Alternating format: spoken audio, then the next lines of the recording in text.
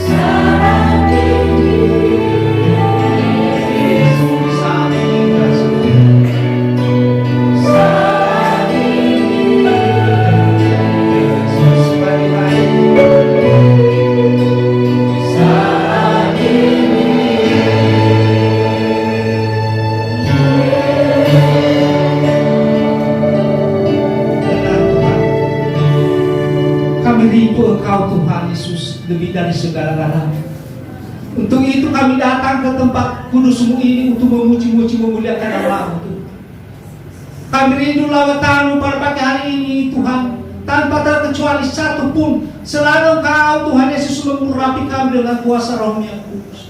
Enggak dapat kami Tuhan beribadah pada pagi hari ini, menyenangkan hati-Mu di surga, memuliakan nama-Mu di surga. Beribadah kami ini Tuhan menyenangkan hati-Mu di surga. Ya Tuhan, saat ini Tuhan, kami mau mulai ibadah kami ini Tuhan.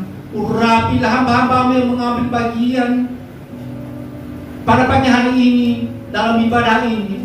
Ya Tuhan, sehingga menyenangkan hati-Mu di surga, memuliakan nama-Mu di surga. Kami percaya Tuhan, pimpinlah kami dengan kuasa Roh-Mu yang kudus.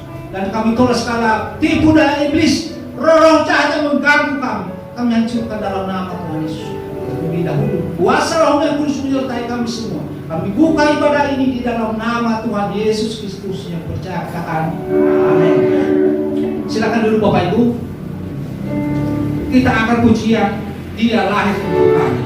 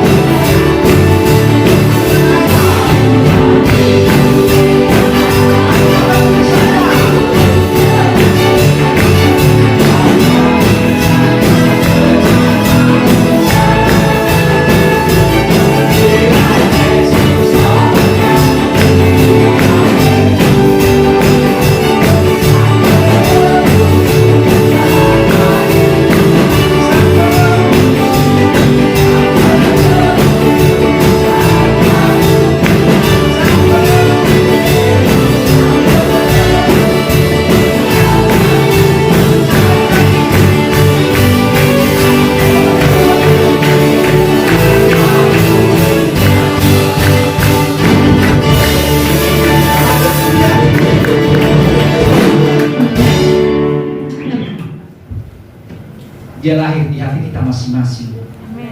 Puji nama Tuhan. Kita ambil dua terjemah kita.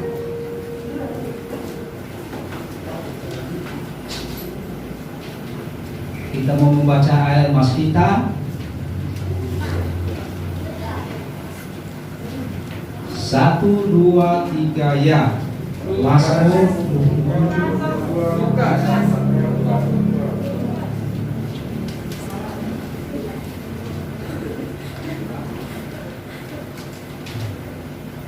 Lukas pasal 22 ayat 82.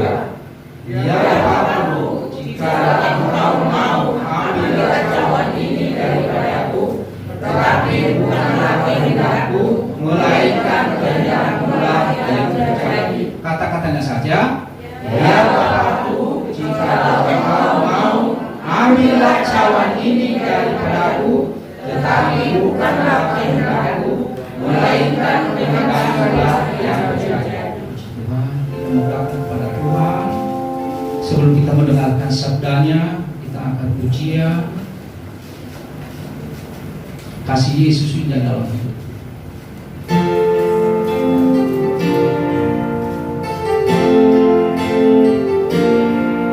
Terima kasih Yesus. Kau baik bagi kami. Kasih Yesus indah dalam hidupku. Benar Tuhan Yesus menghiasi hati dan jiwaku. Bukan dapat hidup tanpa kasih-Mu Tuhan. Dengan tanganku sepanjang jalan. Kita nyanyikan dari awal lagi.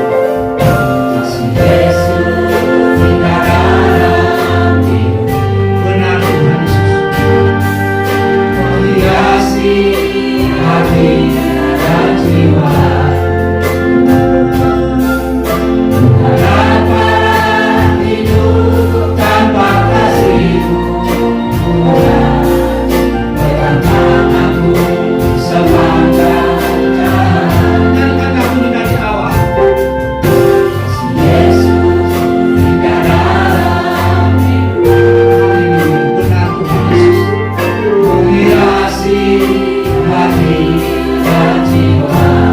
Ya Tuhan Yesus, tanpa hidup tanpa kasih-Mu Tuhan. Pegang tanganku sepanjang jalan. Kasih Yesus, kasih Yesus mengalir dalamku. Seperti sungai yang tak pernah berhenti. Kasih Yesus membawa hatiku. Dalam kasih-Mu ku merasakan. Kasih Yesus indah dalam hidupku. Kasih Yesus indah dalam hidupku. Indah dalam hidup kasih-Mu menghiasi hati dan jiwa. Tak dapat hidup tanpa kasih-Mu Tuhan.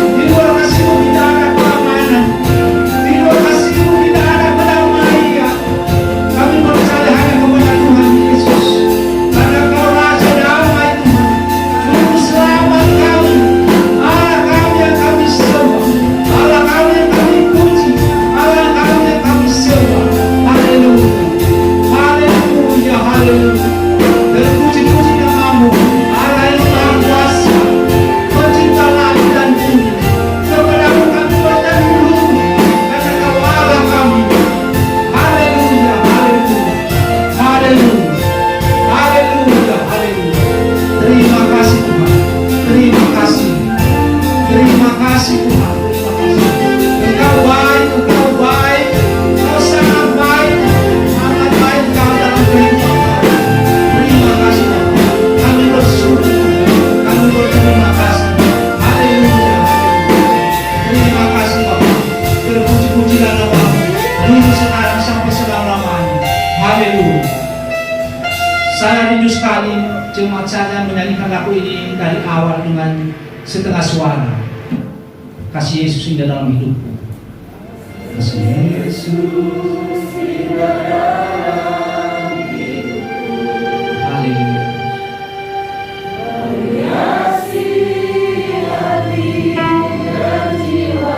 Menyanyikan dengan sungguh-sungguh lagu ini Bapak Ibu. Amin. Ya Tuhan. Rasakan kuasa Roh Kudus Bapak Ibu, angkat tanganmu. Saat ini ada kuasa Roh Kudus menjamah kita semua. Ulang dari awal lagu ini. Amin.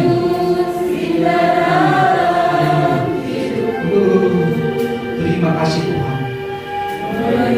Amin.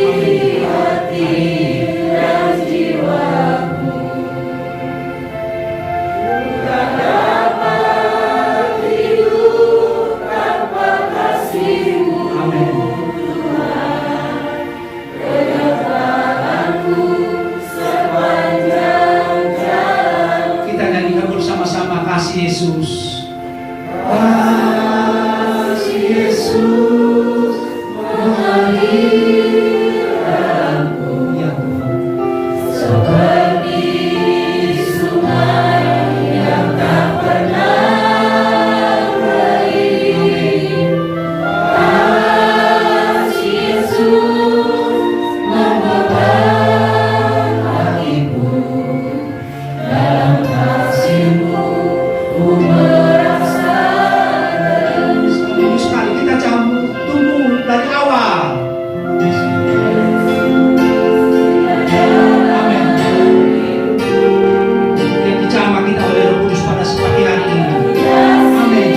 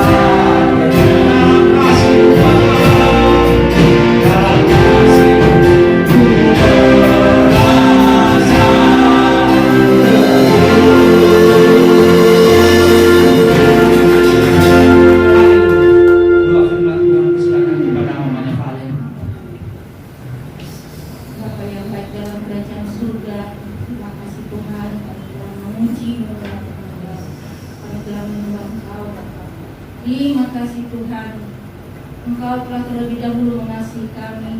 Oleh sebab itu Tuhan, ajar kami untuk selalu mengasihi Engkau. Terima kasih Tuhan, dalam kasih-Mu Tuhan kami merasakan teduh. Terima kasih. Sekalipun orang dunia Tuhan mengecewakan kami, tetapi Tuhan ingatkan kami, Engkau mengasihi kami. Oleh sebab itu Tuhan, ajar kami untuk mengasihi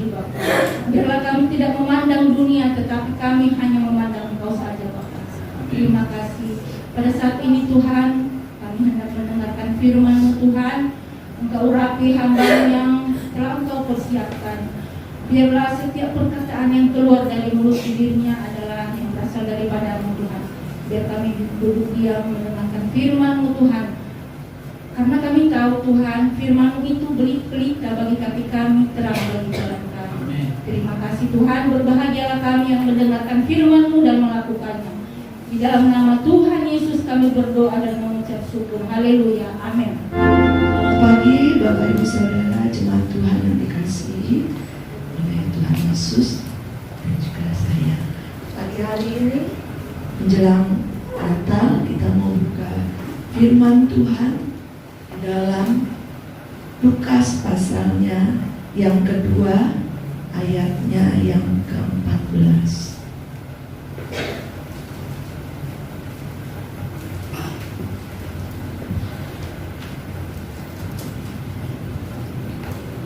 Lukas pasal 2 ayatnya yang ke-14.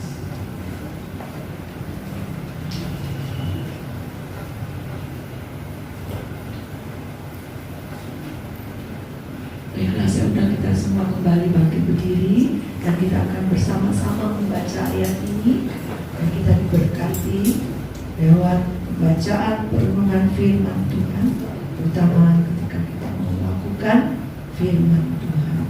Dalam Lukas pasal 2 ayatnya yang ke-14. 1, 2, 3. Kemuliaan bagi Allah di tempat yang maha tinggi dan damai sejahtera di bumi di antara manusia yang berkenan kepadanya. Tuhan memberkati kita semua. Kemuliaan bagi Allah di tempat yang maha tinggi dan damai sejahtera di bumi di antara manusia yang berkenan kepadanya.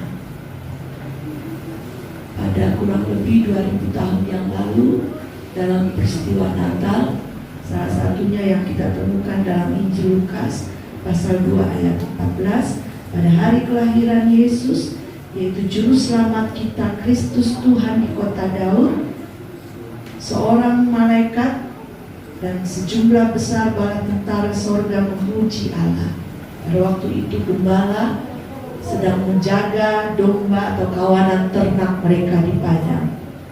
Dan pujian kepada Allah berbunyi demikian: kemuliaan bagi Allah di tempat yang maha tinggi dan damai sejahtera di bumi di antara manusia yang berkenan kepadanya.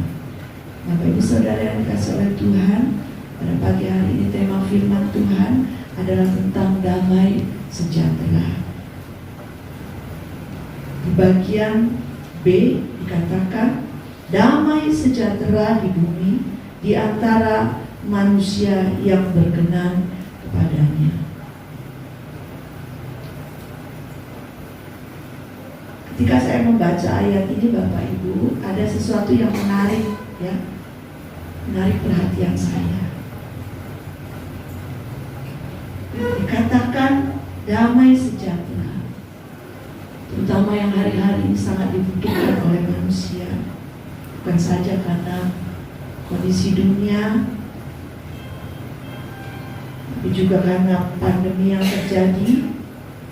Damai sejahtera yang di bumi itu ternyata didapati atau ditemukan, diberikan di antara manusia yang berkenan kepada Tuhan.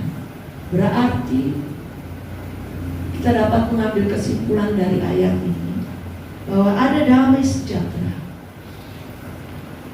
bahwa damai sejahtera itu diberikan kepada manusia yang berkenan di hati Tuhan, tidak kepada semua manusia di dunia ini.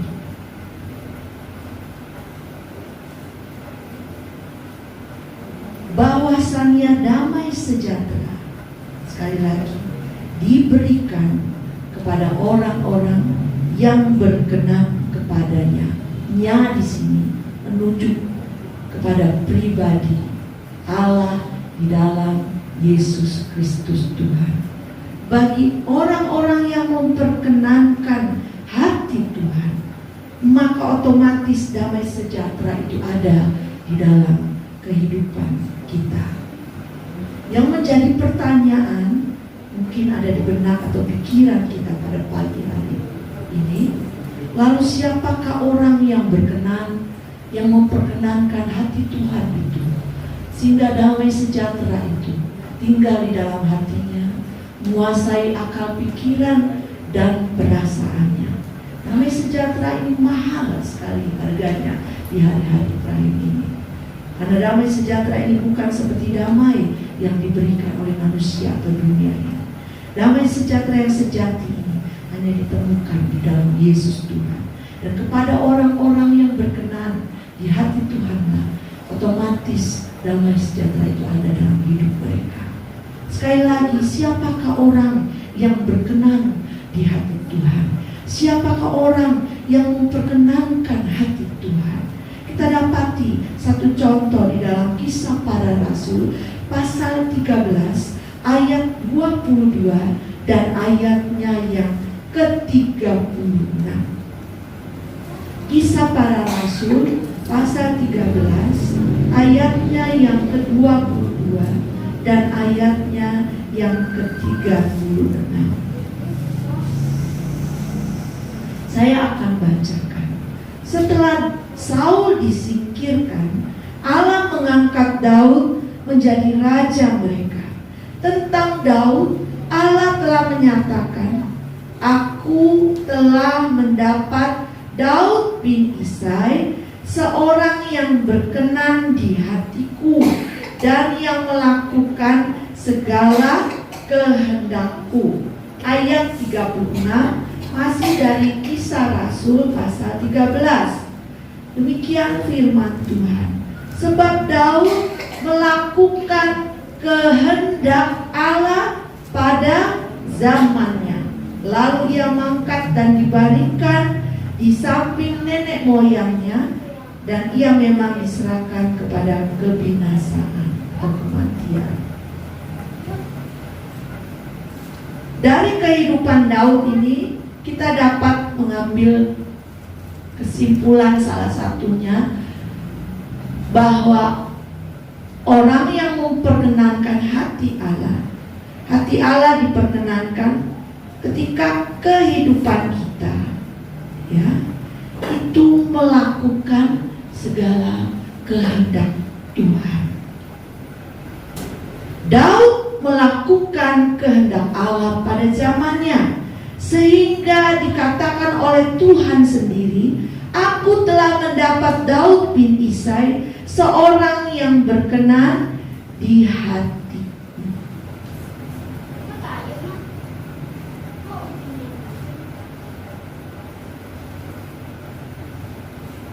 Kalau kita ingin menikmati damai sejahtera yang sejati daripada Tuhan, termasuk saya, melalui perenungan dan pembacaan serta mempelajari firman ini, saya mendapatkan jawaban.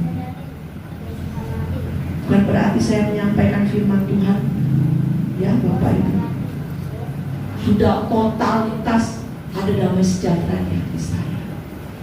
Ya, kadang kehidupan ini tidak sesuai dengan apa yang kita inginkan. Kadang situasi kondisi menekan kita, ya, atau orang-orang di sekitar kita, membuat kita, termasuk saya, kehilangan damai sejahtera. Atau pekerjaan iblis menggosok hidup kita, sehingga kita merasa gentar, takut, cemas, gelisah, dan hilang damai sejahtera dari hidup kita. Tapi lewat Kisah Para Rasul pada pasal yang ke-13, Gabriel, tolong ya dengarkan firman Tuhan. Kita dapati rahasia untuk kita memperkenankan hati Tuhan, sehingga damai sejahteranya itu memenuhi pikiran dan hati kita. Kalau kita memperkenankan hati Tuhan, otomatis damai sejahteranya memenuhi hati dan pikiran kita. Dengan cara apa? kita membuat hati Tuhan berkenan atas hidup kita. Lakukan kehendak Tuhan. Lakukan firman Allah. Demikian juga dalam kehidupan Yesus. Dalam Yohanes 8 ayat 29 didapati dikatakan di sana, Tuhan sendiri berkata, aku senantiasa berbuat apa yang berkenan di hati Bapa. Sehingga Allah Bapa, Dia katakan, anakku ini berkenan di hati. Melakukan kehendak Allah, melakukan setiap firman Allah, itu mendatangkan damai sejahtera di dalam hidup kita. Karena ketika kita melakukan firman Tuhan, hati Tuhan diperkenankan, sehingga Dia yang merupakan sumber damai sejahtera itu memenuhi hidup kita. Ada 3 musuh besar. Musuh-musuh ini menghalangi kita untuk kita tidak melakukan kehendak Tuhan. Musuh-musuh ini menghambat kita dan menghalangi kita untuk menikmati damai sejahtera yang daripada Tuhan. Yang pertama adalah kita akan tidak dapat melakukan kehendak Tuhan, dan kita akan otomatis kehilangan damai sejahtera ketika kita mengikuti keinginan daging. Jikalau keinginan daging, hawa nafsu menguasai kita, maka yang kita hasilkan dari hidup kita itu adalah hal-hal yang tidak memperkenankan hati Tuhan, adalah hal-hal di luar daripada kehendak Allah, dan semua itu sungguh-sungguh akan menghalangi kita untuk hidup berkenan kepada Tuhan. Akibatnya otomatis kita akan kehilangan damai sejahtera. Mari kita lihat dalam Galatia 5 ayatnya yang ke-17, 19 dan 21. Ini adalah musuh pertama yang menghalangi kita untuk kita hidup berkenan kepada Tuhan, sehingga akibatnya kita akan kehilangan damai sejahtera yang daripada Tuhan. Kita akan merasa hidup kita kering, kita akan merasa gelisah, kita akan merasa cemas, kita akan kehilangan damai sejahtera itu. Galatia 5 ayat 17, 19 dan 21. Demikian firman Tuhan.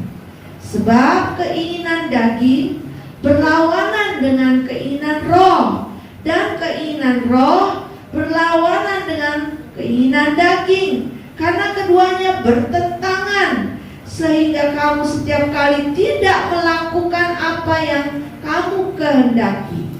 Perbuatan daging telah nyata, yaitu percabulan, kecemaran, hawa nafsu, penyembahan berhala, sihir, perseteruan, perselisihan, iri hati, amarah, kepentingan diri sendiri, percideraan, roh pemecah, kedengkian, kemabukan, pesta pora dan sebagainya. Terhadap semuanya itu kuperingatkan kamu seperti yang telah kubuat dahulu, bahwa barang siapa melakukan hal-hal yang demikian, ia tidak akan mendapat bagian dalam kerajaan Allah. Tidak mungkin saya, Bapak Ibu Saudara, di dalam hidup kita mengikuti dua keinginan, ya. Keinginan daging kita ikuti, dan kita juga berusaha hidup dalam pimpinan Roh Kudus. Tidak akan bisa, karena keduanya dikatakan oleh firman Tuhan, itu bertentangan, sehingga setiap kali kita berusaha mengikuti kehendak Allah tidak akan bisa, karena kita juga hidup ini dikuasai oleh keinginan daging. Tetapi ayat 18, kalau hidupmu, diri saya diberi untuk dipimpin oleh Roh Kudus, maka kita dapat melakukan firman Allah, kita dapat melakukan hukum-hukum Allah, kita dapat melakukan kehendak Allah, kita dapat memperkenankan hati Tuhan. Tetapi kalau hidup kita dikuasai oleh nafsu, kecemaran, percabulan, penyembahan berhala, sihir, kita senang berseteru dengan orang lain, kita suka berselisih, ada iri hati, amarah, kita egois, suka mementingkan diri sendiri, ada roh pemecah dalam hidup kita, kita dengki dan lain-lain sebagainya, yaitu semua itu keinginan daging, maka kita tidak akan dapat melakukan, kita tidak dapat hidup di bawah hukum-hukum Tuhan, kita tidak dapat melakukan kehendak Allah, firman-Nya, apalagi kita dapat hidup memperkenankan, buat hati Tuhan berkenan atas hidup kita. Dan akibatnya kalau saudara, saya yakin karena saya juga pernah alami, kalau ada iri hati dalam hidup kita, kalau ada perselisihan di antara kita, kalau ada perseteruan, kita memiliki amarah, kita egois, dan lain-lain sebagainya, tidak akan kita merasakan damai sejahtera. Karena damai sejahtera itu kembali dalam Lukas hanya didapati di dalam orang-orang yang hidupnya berkenan kepada Allah. Damai sejahtera ku berikan, mereka sampaikan, ditemukan di antara orang-orang yang berkenan di hati Allah. Orang-orang yang berkenan di hati Allah adalah mereka yang melakukan kehendak Allah. Dan musuh pertama yang menghalangi kita untuk melakukan kehendak Allah, sehingga kita hidup berkenan di hati Allah, adalah keinginan daging. Yakin saya Bapak Ibu tidak akan mengalami damai sejahtera kalau di hatimu ada amarah. Ini salah satu. Kalau di hatimu ada iri hati, otomatis damai sejahtera itu meninggi. Kalau kita berseteru dengan saudara kita, bertengkar, berselisih, tidak akan ada damai sejahtera yang daripada Tuhan di hati. Ada amarah, ada kepahitan. Mau mulut kita berbusa menyanyi, damai di hatiku, omong kosong. Karena damai sejahtera itu didapati di antara manusia yang berkenan kepada Tuhan. Dan mereka yang berkenan kepada Tuhan itulah mereka yang melakukan kehendaknya Tuhan. Dan lebih berbahaya lagi kalau kita baca ayat 22. Kalau kita terus-terus memelihara keinginan daging, cabulan, kecemaran, hawa nafsu, penyembahan berhala, sihir, perseteruan, perselisihan, iri hati, amarah, kepentingan diri sendiri, percideraan, roh pemecah, kedengkian, kemabukan, pesta pora, dan sebagainya, firman Tuhan peringatkan, tidak akan mendapat bagian dalam kerajaan Allah. Dampaknya sangat ngeri ya Bapak Ibu Saudara. Inilah musuh yang pertama yang menghalangi kita untuk memperkenankan hati Tuhan, sehingga kita tidak dapat melakukan kehendak Allah, sehingga damai sejahtera itu hilang dari hidup kita.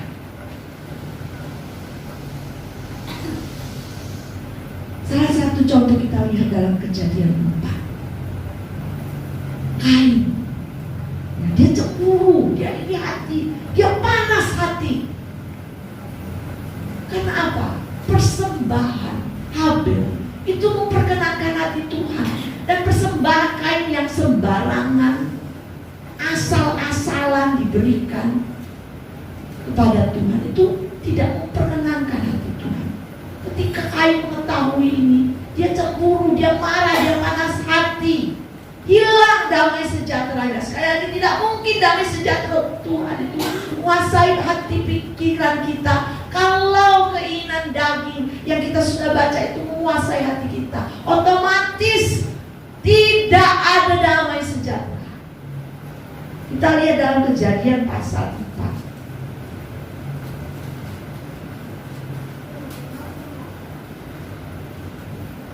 Mulai ayat 3. Setelah beberapa waktu lamanya, maka Kain mempersembahkan sebagian dari hasil tanah itu kepada Tuhan sebagai korban persembahan.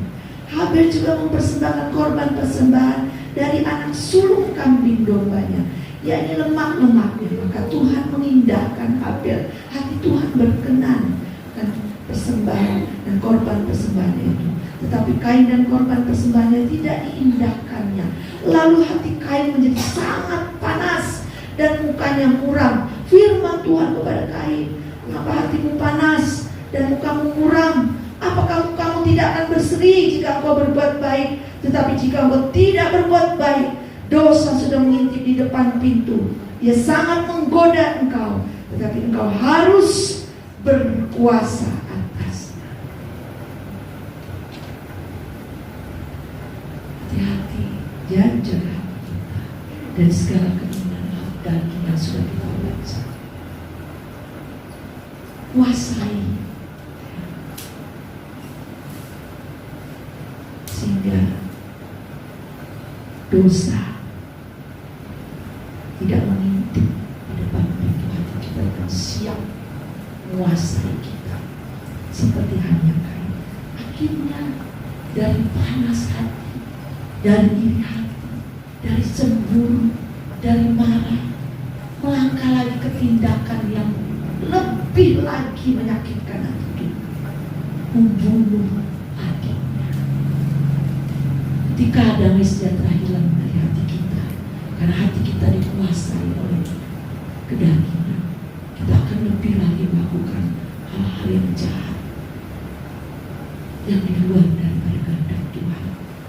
Kehidupan Kain menjadi contoh bagi kita di akhir zaman, dan itu berakibat membawa kebinasaan, tidak mendapat bagian dalam kerajaan Allah.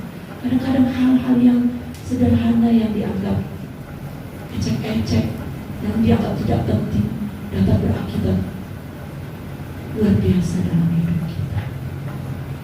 Musuh yang kedua, Bapak Ibu, adalah dunia ini. Dunia dapat menghalangi kita untuk kita tidak melakukan kehendak Allah, sehingga hidup kita tidak memperkenankan Tuhan, sehingga tidak didapati damai sejahtera dalam kehidupan kita. Dunia dapat menghilangkan damai sejahtera, walaupun dunia dapat menjanjikan damainya yang hanya bersifat sementara. Lihatlah dunia ini, Bapak Ibu Saudara, terlalu banyak hal-hal yang begitu membuat nikmat kedagingan kita. Dunia ini menawarkan hal-hal yang lezat bagi hawa nafsu kita, gaya hidup, dan segalanya yang dunia berikan itu seperti halnya kedagingan dan Roh Kudus bertentangan. Demikian juga dengan dunia ini, segala gaya hidup dan segala kenikmatannya dan segala hal yang dia tawarkan kepada kita itu berbeda-beda sekali, 180 derajat dengan apa yang dituntut, dengan apa yang dikehendaki Allah melalui firman-Nya bagi saya dan saudara. Kalau dunia tawarkan kelezatan secara daging, kenikmatan secara hawa nafsu, berbicara tentang A, maka firman Tuhan berbicara tentang B. Tidak pernah bertemu, seperti halnya dengan kedagingan dan pimpinan Roh Kudus. Demikian juga dengan dunia ini, segala gaya hidup dan segala kenikmatan, segala hal yang ditawarkan berbeda 180 derajat dengan apa yang dituntut dari firman Allah dalam hidup saya dan saudara. Yakobus 4 ayat 4 mencatat di sana bahwa kalau kita bersahabat, persahabatan dengan dunia, ya,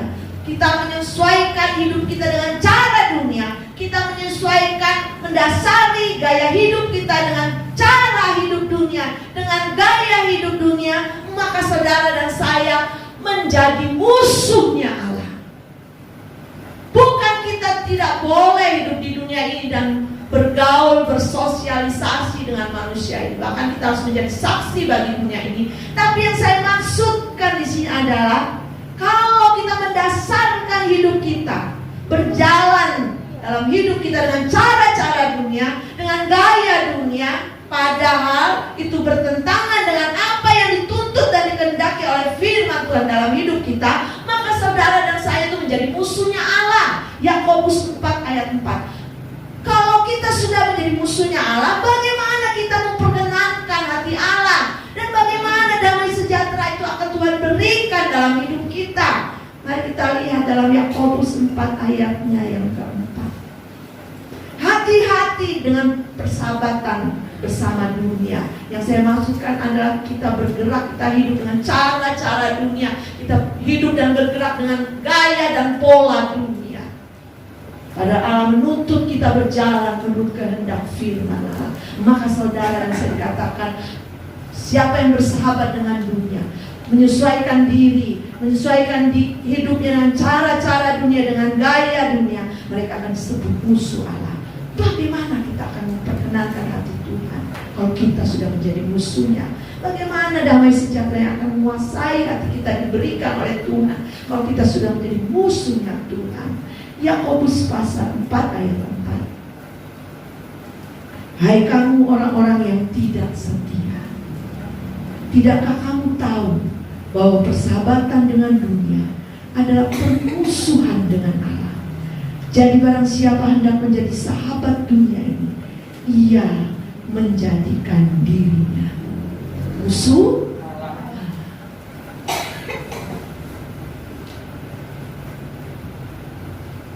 Gerak hidup kita, cara gaya hidup kita bukan didasari dengan atau disesuaikan dengan cara pola gaya hidup dunia, tapi gerak cara pola gaya hidup kita harus berlandaskan kehendak Allah yang kita dapat melalui firman-Nya. Karena kalau kita bersahabat, yang saya bicarakan persahabatan dengan dunia ini adalah kalau kita berjalan, bergerak melalui cara-cara pola gaya dunia, maka kita didapati sebagai orang-orang yang tidak setia. Bahkan kita tidak sadar kita menjadikan diri kita musuh Allah. Karena persahabatan dengan dunia adalah permusuhan dengan Allah. Bagaimana kita dapat memperkenankan hati Tuhan dan damai sejahteranya tinggal dalam hidup kita? Setiap kali kita tidak sadar, cara kita, pola pikir kita, style hidup kita, gaya hidup kita tidak beda dengan dunia. Maksud saya, mawas dikoreksi. Dunia A, kita coba sesuaikan cara hidup kita dengan A supaya diterima dalam dunia ini. Padahal kita harus melawan arus dunia ini. Jangan kita menjadikan diri kita musuh Allah, tapi biarlah hidup kita memperkenankan hati Tuhan, ya. Karena orang-orang yang memperkenankan hati Tuhan, damai sejahtera daripada Tuhan itu melimpah dalam hidupnya. Jangan mengasihi dunia dengan segala sesuatu yang ada di dalamnya. 1 Yohanes 1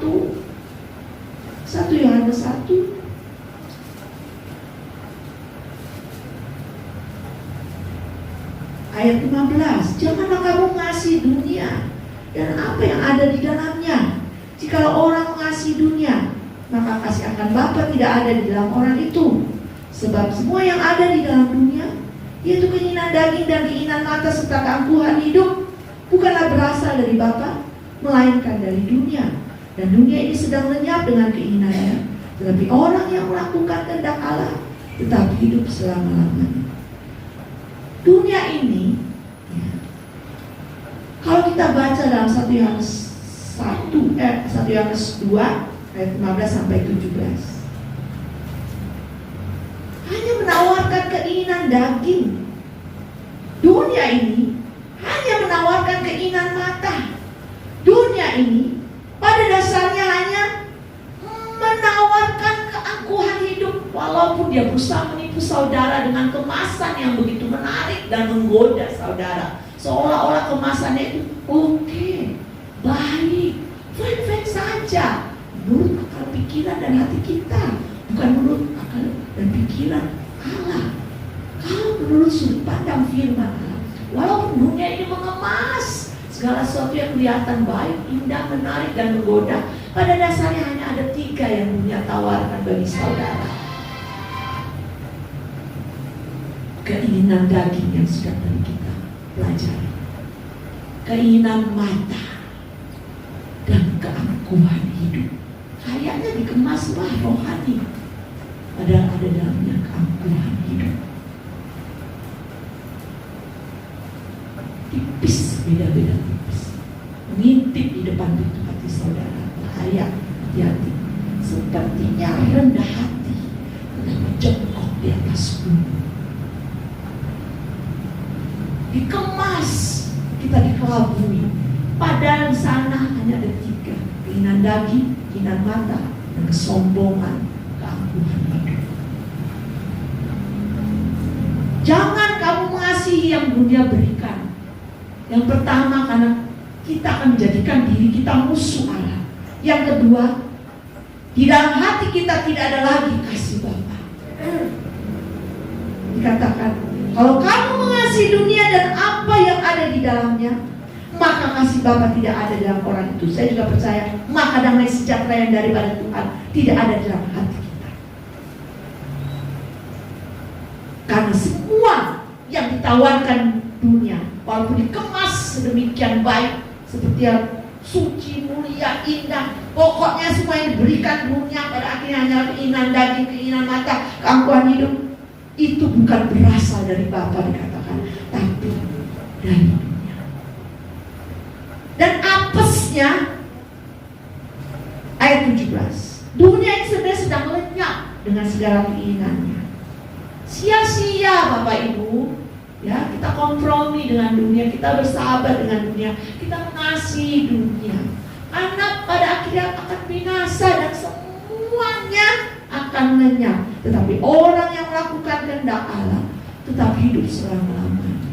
Orang yang memperkenankan hati Tuhan dengan melakukan firman Tuhan, selain bonusnya damai sejahtera, dia akan mendapatkan hidup kekal. Tapi tadi kita lihat dalam Galatia, siapa yang melakukan hal-hal keinginan daging akan binasa, tidak mendapat bagian dalam kerajaan Allah. Jangan biarkan dunia membentuk hidup kita.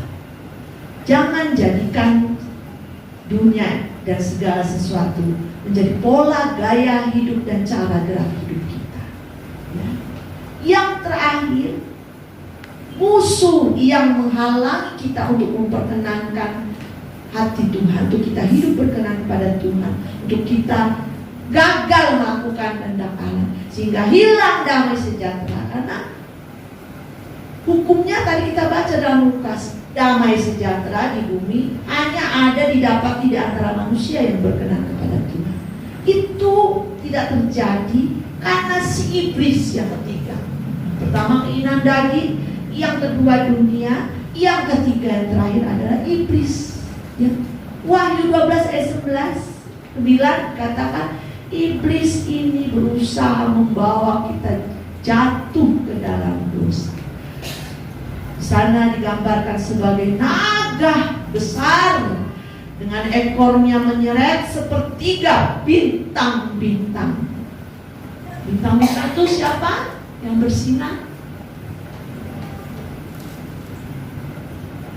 Tuhan, bahwa Tuhan hati-hati di akhir zaman. Ini wahyu yang pasti akan digenapi. Kita tidak akan dikuasai, diseret, jatuh oleh iblis jika kita tidak memberi celah. Bagian lain firman Tuhan katakan, jangan memberi celah kesempatan kepada iblis. Mengapa orang bisa jatuh, bisa terseret, padahal mereka digolongkan sebagai bintang-bintang, bahkan sepertiga. Banyak banget. Tuhan tolong kami, gereja Tuhan, disesatkan, ditarik oleh ekor naga itu. Karena apa? Memberi celah kepada iblis, memberi kesempatan kepada iblis untuk iri hati masuk, untuk kedongkolan masuk, untuk marah masuk, untuk perseteruan, perselisihan masuk, dan hawa nafsu kedagingan lainnya. Seperti singa, dia siap menerkam. Kalau ada yang bisa diterkam dan ditangkap. Iblis itu lebih cerdik, lebih pintar, lebih luar biasa. Hati-hati Bapak Ibu Saudara. Kekuatan kita ini ada di dalam firman Allah. Seperti halnya Yesus ketika setelah selesai berpuasa 40 hari 40 malam, langsung digoda oleh iblis. Yesus tidak banyak cara, tapi dia katakan ada tertulis. Dengan lain kata, firman menjadi dasar gerak hidup Yesus dalam menghadapi iblis. Sekali lagi digoda dengan kekayaan, pertama dengan hawa nafsu, lapar, daging. Yesus kembali berkata, ada tertulis. Kita tidak akan bisa menghadapi iblis dengan kepandaian logika kita, kemampuan, kekayaan, kekuatan kita. Kita akan terseret, kita akan terjerat, kita akan disesatkan, kita akan tarik hanya dengan firman Allah dan kudusnya. Karena iblis sangat-sangat pandai meyakinkan kita. Seperti halnya pada awal di Kejadian, dia sedemikian cerdik pandai. Itu bukan dosa, itu tidak melawan kehendak Allah. Hai Hawa, bukankah Tuhan berfirman demikian? Akhirnya apa? Hawa melanggar kehendak Allah. Kehendak Allah jangan makan. Hawa terpedaya oleh iblis, jatuh di dalam dosa. Karena iblis katakan tidak masalah, enggak salah, tidak menjadi soal. Dan sejak mulai iblis sudah menyesatkan manusia dan menghalangi kita untuk melakukan kehendak Allah. Dia ingin kita menjadi antek-anteknya, terhilang dan binasa. Oleh sebab itu jangan beri celah, jangan beri kesempatan kepada iblis. Ya, walaupun kita dongkol, selesaikan, beri pengampunan. Seperti saya dengan Bapak Ibu, bukannya kita jadi suka berargumen. Ya, kadang-kadang dongkol sebetulnya. Walaupun tetap sarapan segala macam siapin tapi jangan lama-lama dan sampai hilang dalam sejahtera kita. Itu menjadi kesempatan kepada iblis untuk membocor kita jatuh, terseret. Ya. Baik lagi. Ya. Walaupun kadang tidak salah, tapi tangannya ini dulu. Ya. Cair lagi suasana. Kadang memang wanita seperti ini dulu. Begitu ya. Karena kita tidak ingin damai sejahtera itu hilang dari rumah tangga kita. Rasanya gak enak Bapak Ibu. Pasti Bapak Ibu sudah mengalami ya. Demikian juga, jangan seperti Kain, simpan iri hati, cemburu, marah, akhirnya melakukan tindakan yang lebih jahat lagi. Hati-hati, ngeri tenang. Bahaya kali ya. Saya tidak panjangkan firman Tuhan. Kalau kita ingin menikmati damai sejahtera dengan Tuhan, mari memperkenankan hati Tuhan dengan apa yang bisa, dengan melakukan kehendak Allah. Senantiasa, dikatakan Daud, senantiasa melakukan kehendak Allah pada zamannya. Walaupun kita tahu dia pernah juga jatuh dalam dosa, tapi dia bangkit kembali untuk melakukan kehendak Allah. Ya. Melakukan kehendak Allah, memperkenankan hati Tuhan adalah kunci hadirnya damai sejahtera dalam hati kita, dalam pikiran kita, dalam rumah tangga, dalam keluarga kita, dalam pelayanan juga, dalam pekerjaan Tuhan. Seringkali hilang damai sejahtera karena kita melihat tingkah laku teman pelayanan kita. Jangan sampai terjerat kesempatan kepada iblis. Ya. Kuasai dengan firman Tuhan. Hati-hati sekali lagi dengan keinginan daging atau hawa nafsu, dosa yang datangnya dari dunia ini dan iblis yang mengakibatkan kita tidak dapat melakukan kehendak Allah sehingga hidup kita tidak memperkenan hati Tuhan dan hilang damai sejahtera dari hati kita. Ingat, damai sejahtera di bumi di antara orang yang berkenan kepadanya. Tuhan memberkati kita semua. Kita akan menyembah Tuhan pada pagi hari ini. Saya undang kita semua bangkit berdiri. Kalau ku cari damai, hanya ku dapat dalam Yesus. Kalau ku cari ketenangan, hanya ku temui di dalam Yesus. Tak satu pun dapat menghiburku, tak seorang pun dapat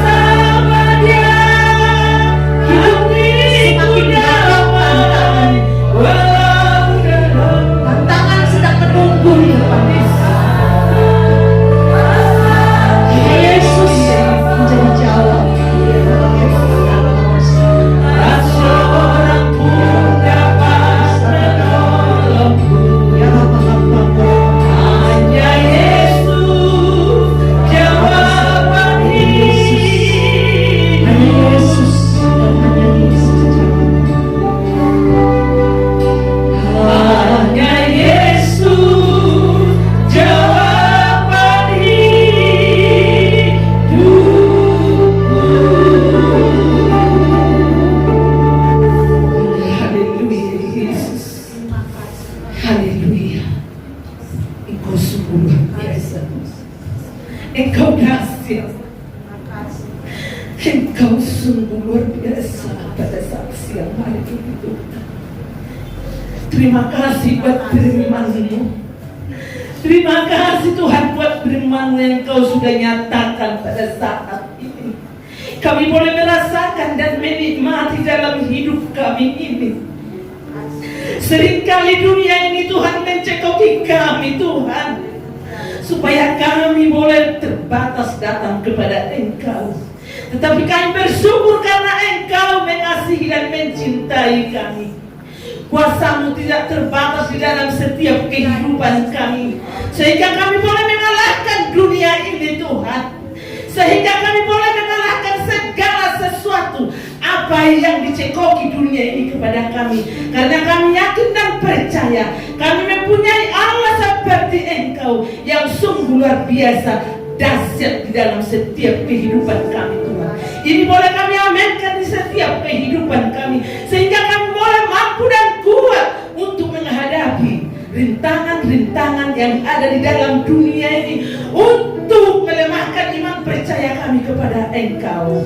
Kami bersyukur Tuhan.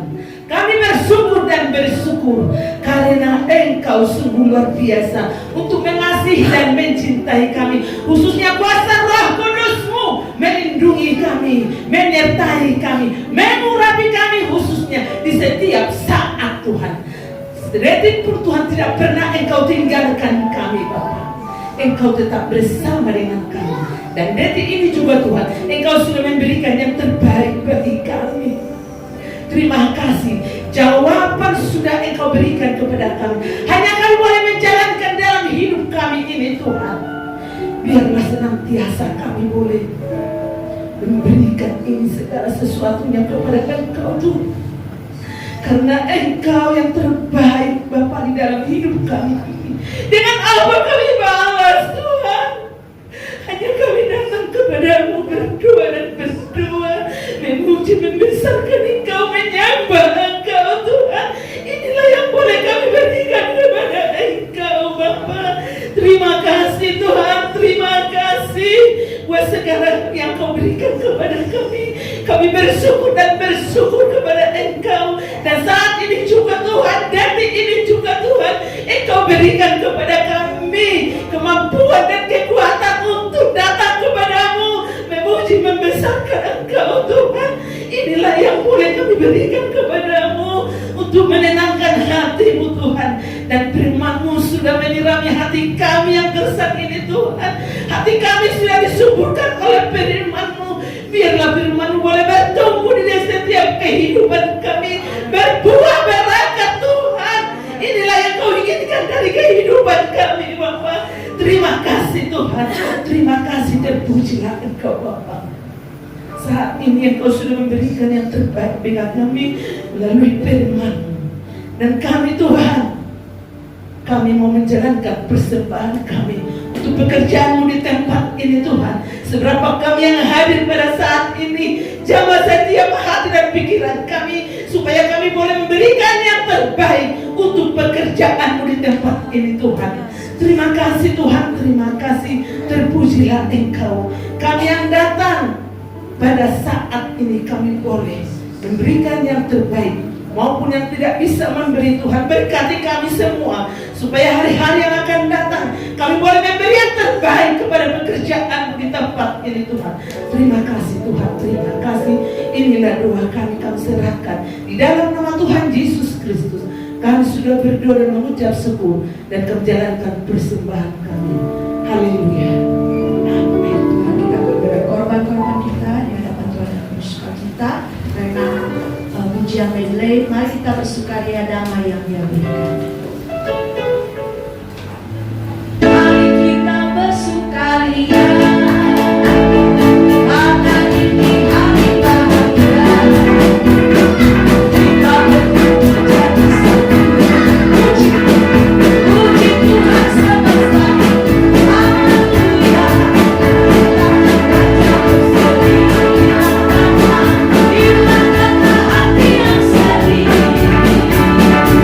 Bukan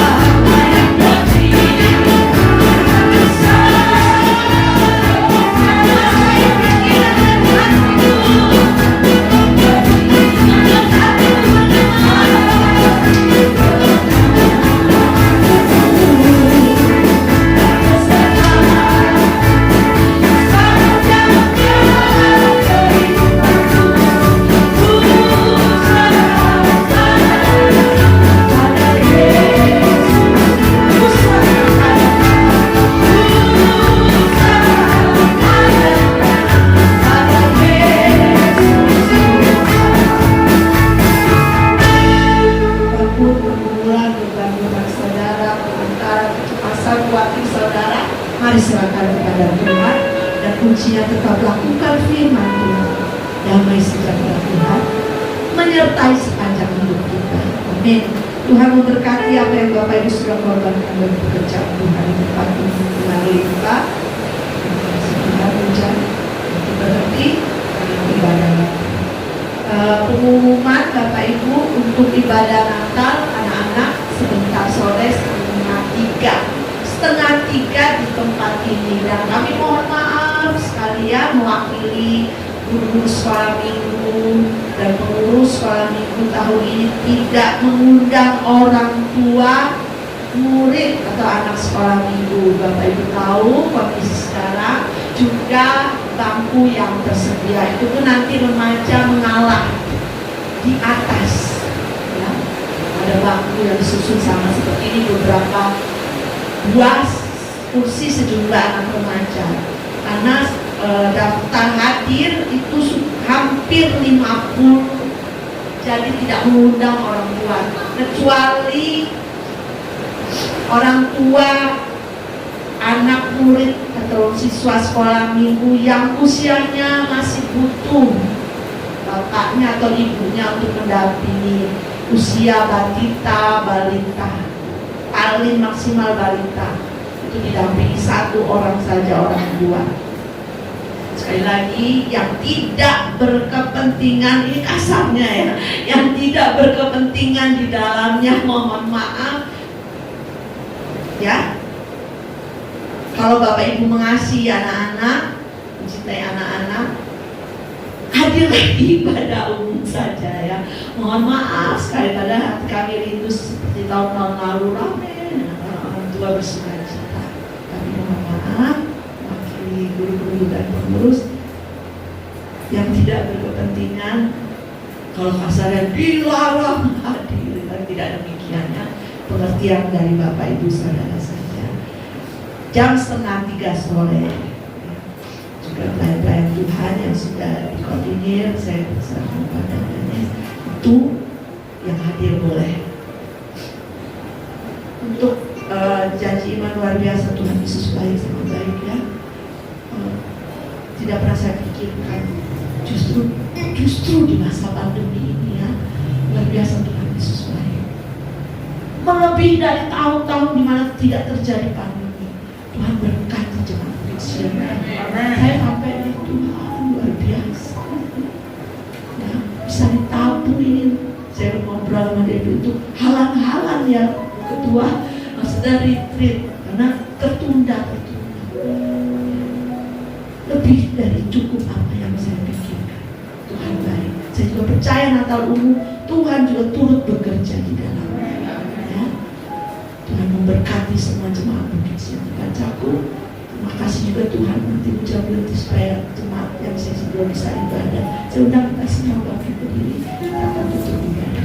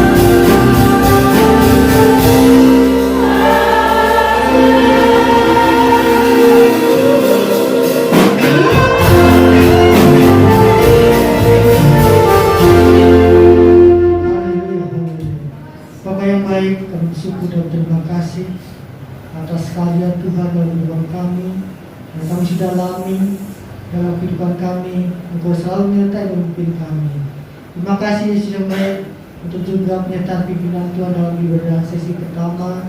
Biarlah setiap pujian dan penyembahan yang kami angkat bagi Tuhan sebagai ucapan syukur kami karena Engkau sungguh baik dalam kehidupan kami. Dan kiranya Tuhan boleh mendengarkan setiap doa kami, permohonan kami, apa yang jadi kebutuhan kami serahkan semuanya kepada-Mu Yesus Tuhan, Allah yang Maha Kuasa, Allah yang luar biasa, yang sanggup memimpin, memelihara kami, menjaga dan melindungi kami ya Tuhan. Terpujilah nama Yesus, terima kasih. Tetapi semua jemaat yang sudah hadir pada pagi hari ini dan semua berkat Tuhan yang sudah melayani, biarlah Tuhan Yesus yang memberkati kami. Kami akan pulang dan kiranya Tuhan juga akan menyertai kami pulang sampai di rumah dengan selamat saudara. Haleluya. Tuhan memberkati, Tuhan melindungi, Tuhan menyinari engkau dengan wajah yang memberikan kasih karunia. Tuhan mengharapkan wajah kepada engkau memberikan sukacita, damai sejahtera dalam kehidupan kita masing-masing. Bapak Ibu Saudara kasih Tuhan, marilah kita pulang membawa berkat kasih karunia dari Allah Bapa, cinta kasih anaknya Yesus Kristus, pertolongan dan penghiburan dari Allah Roh Kudus yang akan menyertai kita sepanjang hari ini, besok, dan sampai selama-lamanya. Di dalam berkat nama Tuhan Yesus Kristus kami berdoa dan ucap syukur. Haleluya. Bapa.